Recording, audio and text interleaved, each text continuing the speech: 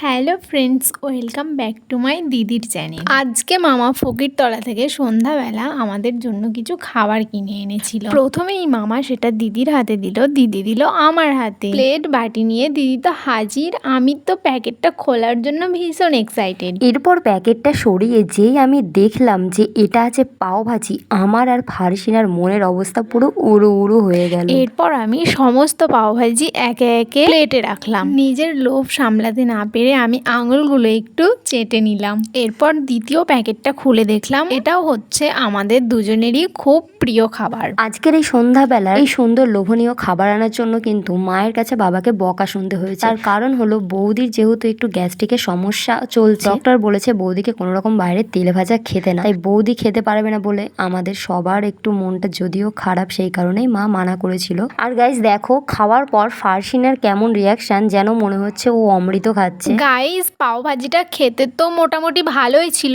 কিন্তু সসটা একদমই তেতকুটে হয়ে গেছে।